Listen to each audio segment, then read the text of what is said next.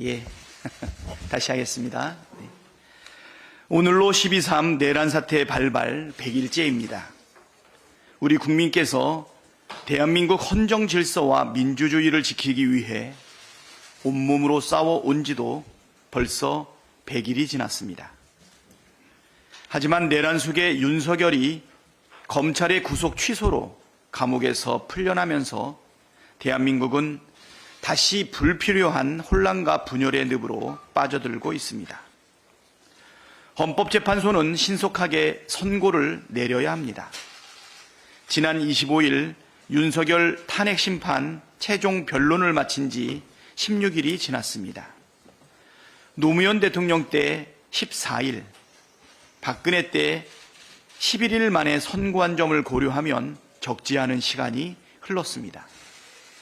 내란 속의 탄핵 심판 선고가 지연될수록 국가적 위기와 혼란이 증폭됩니다. 이미 탄핵 기각을 강변하고 헌재 공격을 공언하는 국민의힘과 극우 집단의 작태가 기승을 부리고 있습니다. 국민의힘 권성동 의원은 마은혁 재판관 미임명이 위헌이 아니라는 얼토당토하는 궤변을 늘어놓았습니다. 국민의힘 윤상현 의원은 헌재 앞에 돗자리를 깔고 앉은 것도 모자라 민주당을 막을 수 있는 길은 국회 해산뿐이라는 등 국회의원 총사퇴하자라는 등 망발을 내뱉으며 극우선동에 나서고 있습니다. 나경원을 비롯한 국민의힘 의원 수십 명은 때로 헌재 앞에 몰려가 헌재를 겁박했습니다. 얼마 전 어떤 의원이 헌재를 부숴버리자더니 단체로 사전답사를 간 겁니까? 헌법과 민주주의를 계속 겁박할 거면 차라리 윤상현 의원 말처럼 국회의원직을 사퇴하고 당도 해산하는 것이 바람직해 보입니다. 헌법과 민주주의 최후의 보루인 헌법재판소가 신속하게 결정을 내리는 길이 국가적 위기와 혼란을 빠르게 수습하는 길입니다. 12월 3일 밤 윤석열이 벌인 그 광기와 망동을 온 국민이 생중계로 똑똑히 지켜봤습니다. 상상조차 하기 싫지만 내란 속의 윤석열이 다시 대통령직에 복귀한다면 대한민국은 헤어날 수 없는 대혼란과 파국의 수렁으로 빠지고 말 것입니다. 대한민국은 민주공화국이다라는 헌법 제1조는 대한민국은 독재국가다로 바뀌게 될 것입니다. 우리 국민의 한결같은 바람은 하루라도 빨리 윤석열을 파면하고 평온한 일상으로 돌아가는 것입니다. 헌법재판소의 빠른 결단을 촉구합니다. 어제 더불어민주당 의원들은 헌재의 윤석열 파면을 촉구하며 국회에서 광화문까지 행진을 했습니다. 윤석열 파면으로 대한민국의 파멸을 막자는 절절한 마음이었습니다. 12월 3일 밤 국회 담장을 넘던 절박한 심정으로 걷고 또 걸으며 국민과 함께 반드시 헌정 질서와 민주주의를 지켜내겠다는 각오를 다졌습니다. 내란의 겨울을 끝내고 대한민국의 봄을 앞당기기 위한 민주당의 행진은 오늘도 이어집니다. 내란 속의 윤석열 파면과 내란의 완전한 종식 때까지 민주당은 물러서지 않고 나아가겠습니다. 국민과 함께 승리하고 국민과 함께 민주주의를 지켜내겠습니다. 네, 다음은 진성준 정책위의장님의 발언이 있겠습니다. 오늘 3월 임시국회 첫 본회의가 열립니다.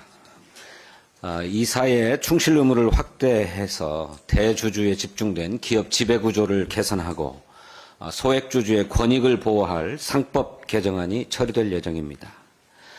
우리 증권시장의 고질적인 문제로 지적되어 온 코리아 디스카운트를 해소할 시발점이 되리라고 기대합니다.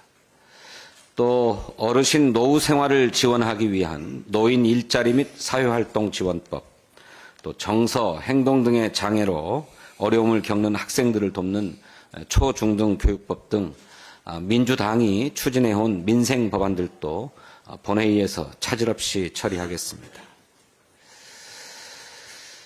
추경 실시에 여야가 합의했음에도 불구하고 계속 미뤄지고 있는 상태를 방치할 수 없습니다. 제3차 국정협의회가 국민연금 모수 개혁에 가로막혀서 결렬되었습니다.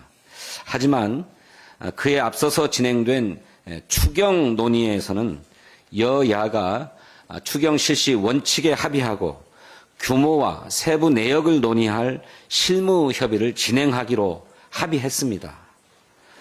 여야 정책위 의장과 여결특위 간사, 정부에서는 기획재정부 2차관과 예산실장이 실무 협의에 나서기로 구체적인 합의까지 이루었습니다. 1%포인트 차이에 불과한 연금 소득 대체율 차이는 조금 더 논의하기로 하고 추경 실시를 위한 실무 협의를 즉시 가동할 것을 국민의힘에 제안합니다.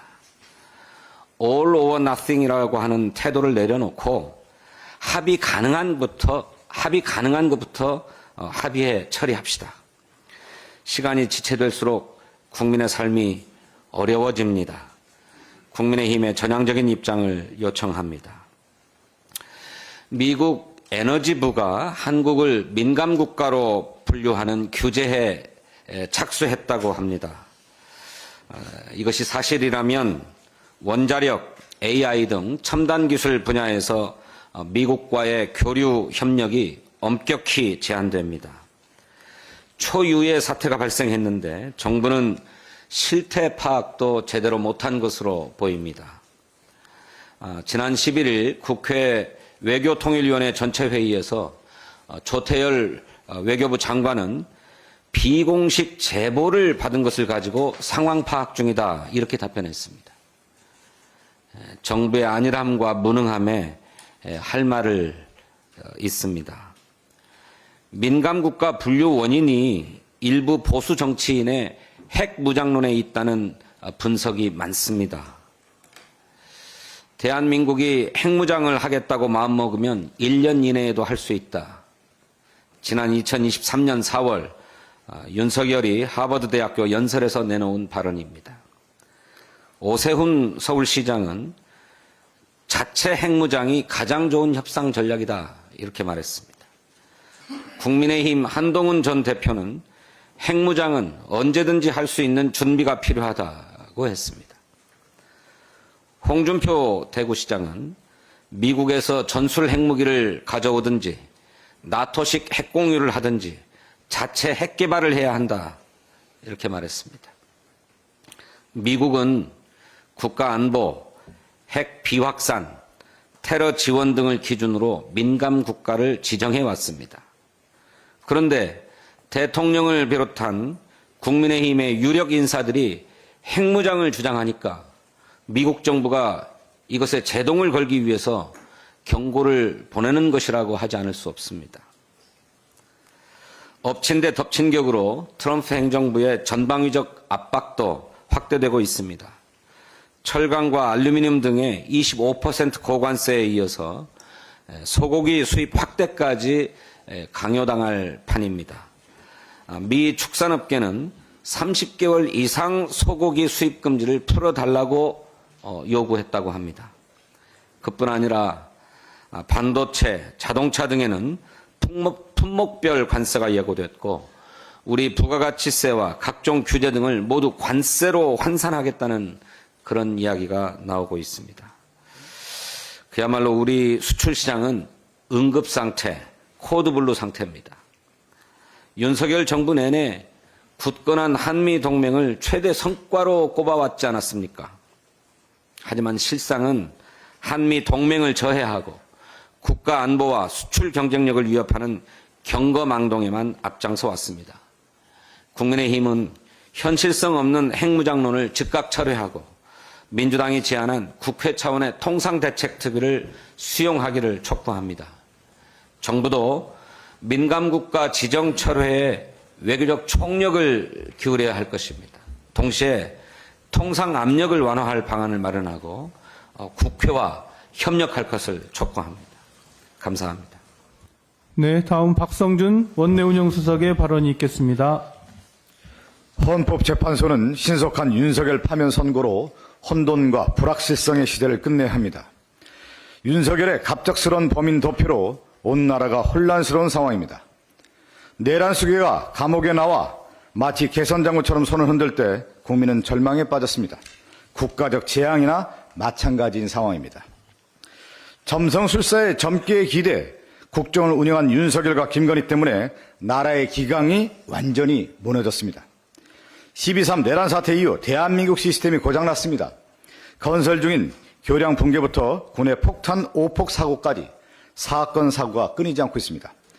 국가의 기강을 다시 세우고 풀어진 나사를 다시 조여야 합니다. 법은 만인에게 평등하다는 믿음도 윤석열 때문에 무너졌습니다. 법원의 엉뚱한 결정을 보며 국민의 사법불신은 더 커졌습니다. 검찰이 즉시 항고를 포기하며 대한민국의 정의는 특권층을 위해 존재한다는 사실만 확인됐습니다. 윤석열은 사회 혼란이자 국가적 재앙 그 자체입니다. 이대로 윤석열을 그냥 둬서는 절대로 안 됩니다. 8명의 헌법재판관에게 호소합니다. 오로지 국가와 국민만 생각해 주십시오. 윤석열 탄핵 심판에 진영도 이념도 끼어들 여지가 없습니다.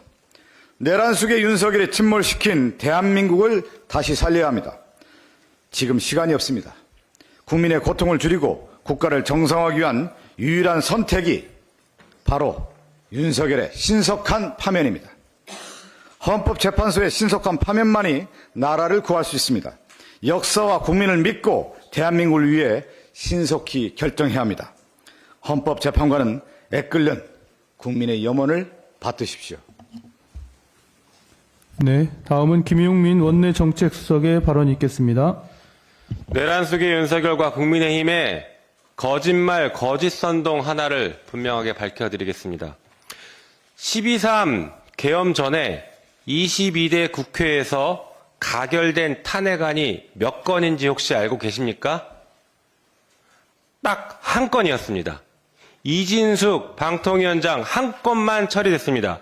2024 헌나 1호 사건이 이진숙 사건이고 2024 헌나 1호라는 것은 2024년에 탄핵안 중에 첫 번째 헌법재판소 사건이라는 것입니다.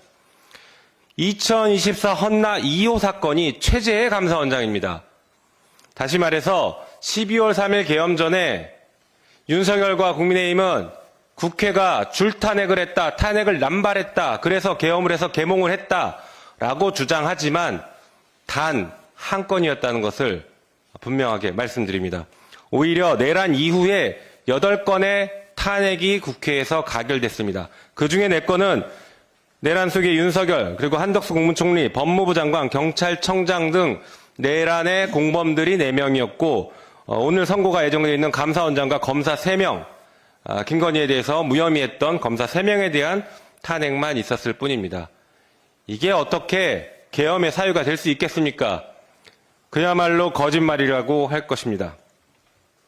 한편 오늘 탄핵 선고가 예정된 감사원장 그리고 검사 3명에 대해서 헌법재판소의 현명한 판단을 기대합니다. 특히 감사원장과 관련해서는 헌법재판소가 지난 권한쟁의 심판에서 감사원이 헌법기관인 중앙선거관리위원회 직무감찰하는 것은 위헌이다라고 분명히 밝힌 만큼 감사원장에 대한 탄핵도 인용되기를 기대하겠습니다.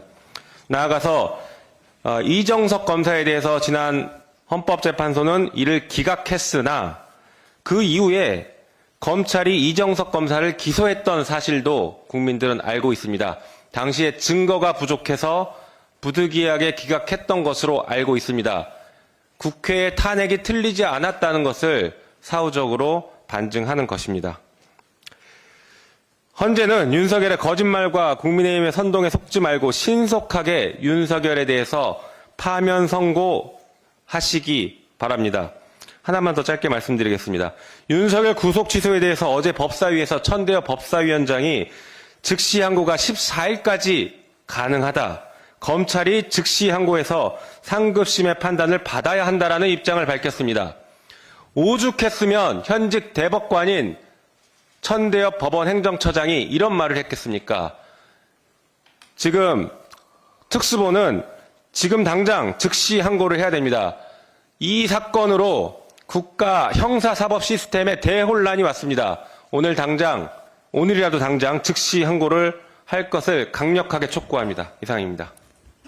네, 다음은 박범계 법제사법 정책조정위원장님의 발언 있겠습니다. 네, 박범계입니다.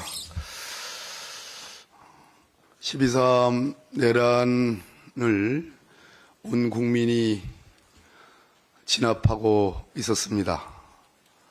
사법적으로 놓고 보면 윤석열 파면 절차가 헌법재판소에서 진행되어 왔습니다. 다른 한편 검찰과 경찰, 공수처에 의한 수사가 진행되어 왔고 마침내 윤석열 내란 우두머리에 대한 구속 기소가 이루어졌습니다. 그런데 청천벽력과 같은 구속 취소 결정과 석방지휘가 있었습니다. 우리는 심우정 검찰총장이 2300여 검찰을 역사적으로 퇴장시키려 하고 있다고 생각합니다. 검찰을 없애기 위한 고육지책이라고 생각합니다. 그것은 단 한 사람, 본인에게 생각지도 못한 검찰총장직을 부여한 윤석열 그 한 사람만을 위한 석방지휘였습니다. 어제 대법관이자 법원행정처 처장인 천대엽 처장께서 즉시 항고를 통해 상급심의 판단을 받아야 한다 했습니다. 아주 이례적인 말입니다. 그러나 그 워딩 그거 하나만 따서는 천대엽 법원행정처장의 의지를 알 수 없습니다. 전체적으로 법사위에서 천대엽 처장의 발언을 종합하면 일선 재판부의 결정을 법원 행정처장이 대법관이 그것을 대놓고 비판할 수는 없지만 즉시 항고를 통해 상급심인 서울고등법원의 판단을 받으면 이 구속 취소 결정은 잘못된 결정이라는 그러한 뜻을 내포하고 있다고 생각합니다. 천대엽 법원 행정처장이 말씀 중에 인용한 2019년도 형사소송 절차 실무라는 사법연수원 교재입니다. 아마 옆에 계신 이정문 의원님은 사법연수원 교재가 어떤 의미인지 아실 겁니다. 예비 법조인들에게 대한민국 법원이 공식적으로 가르치는 교재입니다. 이 교재에 체포적부심의 경우에는 시간 단위로 구속기간에 불산입하여야 한다라고 명백히 나와 있습니다. 이 말을 천대엽 법원 행정처장이 했습니다. 하늘도 알고 땅도 압니다. 이것이 진실입니다. 지금 윤석열이 석방됐지만 우리 국민은 믿고 있습니다. 원내대표님을 포함해서 여러분들이 말씀하신 것처럼 이 내란 행위는 극복되고 진압될 것입니다. 그런데 오늘 법원 행정처장의 발언 이후에 대검에서 무슨 회의를 하니 뭐 저러니 그런 언동이 있습니다. 또다시 검사장 회의를 열어서 또 부장회의를 열어서 내일까지 돼 있는 즉시 항고 기간을 넘길 생각입니까? 심우정 검찰총장에게 강력히 촉구합니다. 단 한 번만이라도 한 사람을 위한 검찰총장이 아니라 국민을 위한 검찰총장이 되기를 진심으로 함께 일했던 사람으로서 진심으로 촉구합니다. 창피합니다. 창피해서 얼굴을 들 수가 없습니다. 심우정,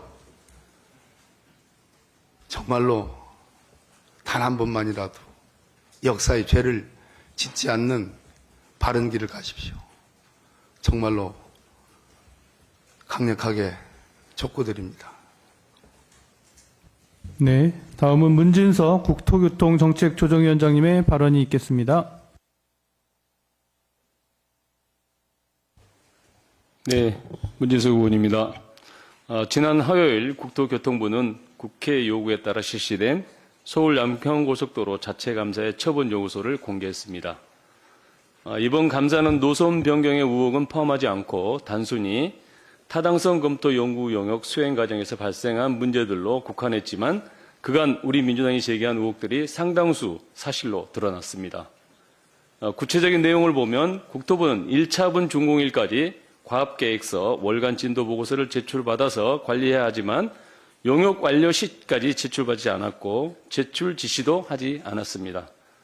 국회 자료 제출 요구가 있고서야 뒤늦게 관련 자료를 제출받았으며 약 3억 원의 과업을 이행하지 않았는데도 100% 준공으로 인정하고 18억 6천만 원의 용역계약금 전액을 지급하는 등 총체적 부실이 드러났습니다.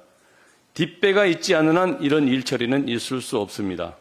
또한 가업 수행 계획서 4쪽을 임의로 삭제하는 등 공문서를 변조해 의원실에 제출했고 원희룡 전 장관이 모든 자료를 투명하게 공개하겠다며 홈페이지에 게시할 때도 삭제본을 등록한 사실도 밝혀졌습니다. 한마디로 원희룡 전 장관이 국회와 국민을 속였다고 평가할 수 있는 감사 결과입니다. 드러난 사실만으로도 원희룡 전 장관에게 엄정한 책임을 물어야 하지만 서기관 등 실무자 7명에게만 징계를 요구하며 꼬리 자르기로 끝내려고 하고 있습니다. 원희룡을 살려 김건희를 지키려는 것은 아닌지 여기저기서 비판이 쏟아지고 있습니다.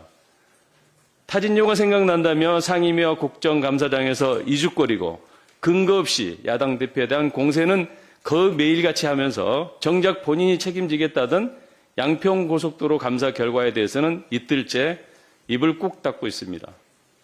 아무리 침묵해도 이 사태의 주범, 의혹을 키운 당사자는 원희룡 전 장관이란 사실은 변하지 않습니다. 합리적인 의혹 제기에도 느닷없이 사업 백자를 선언하며 양평 주민들의 수건을 짓밟고 말 바꾸기와 거짓으로 전 국민을 분노케 한 대가를 반드시 치러야 합니다. 이번 감사는 빙산의 일각일 뿐입니다. 노선 변경에 따른 김건희 일가의 특혜와 원희룡 전 장관의 불법 여부는 손도대지 못했습니다. 윤석열 탄핵까지 이제 시간은 얼마 남지 않았습니다. 당신들이 손바닥으로 하늘을 가리려 했던 추악한 불법과 비리도 결국 김건희 특검으로 드러나게 될 것입니다. 민주당은 경제는 망치고 민생은 내팽개치면서 김건희에게만 충성한 윤석열 정권과 부역자들에게 진실과 정의의 철퇴를 내리겠습니다. 이상입니다. 네, 그럼 마지막으로 김현 과학기술정보방송통신정책조정위원장님의 발언이 있겠습니다.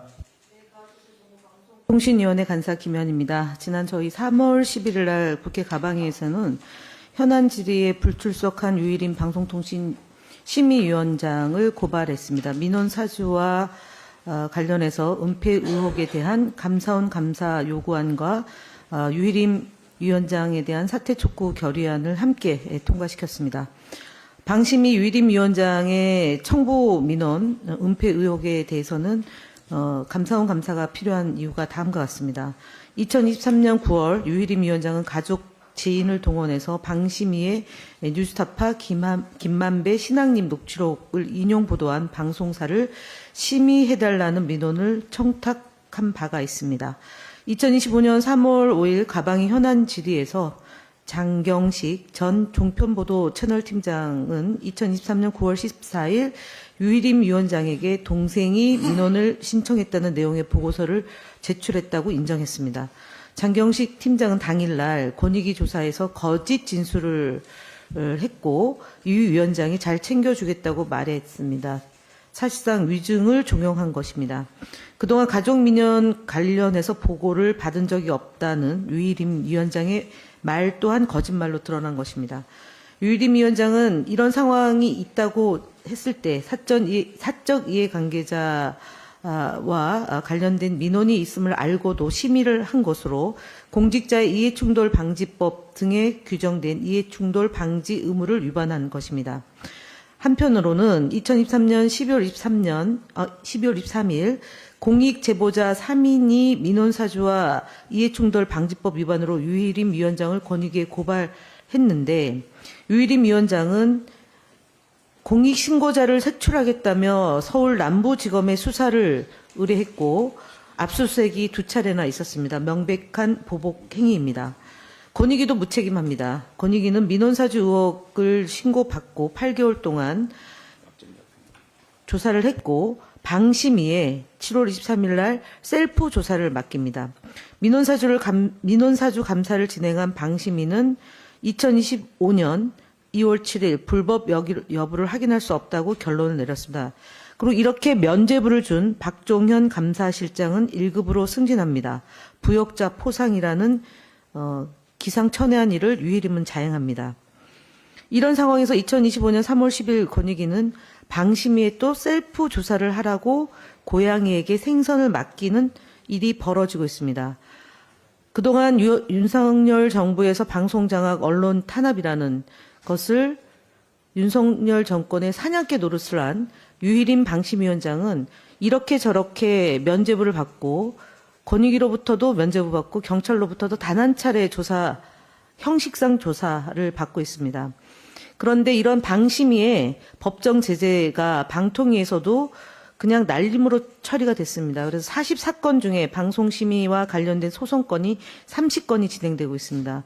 방통위는 2024년 소송 비용만 하더라도 5억 5,900만 원을 썼는데 본 예산이 2억 3,500만 원에 대비해서 2배 이상 늘었습니다.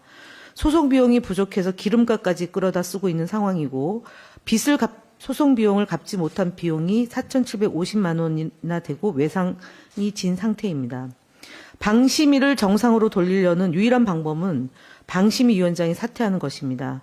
가방위에서는 방심위 위원장의 민원사주 은폐 의혹을 밝히는데 최선의 노력을 다하겠다는 점과 아울러서 오늘 이 자리에서 다시 한번 말씀드립니다. 유일임 위원장은 반차 휴가 다니면서 도망 다니고 또 나타났습니다. 바로 사퇴해 주실 것을 다시 한번 요구합니다. 이상 마치겠습니다. 네, 그럼 이상으로 제33차 정책조정회의를 모두 마치겠습니다. 예, 감사합니다.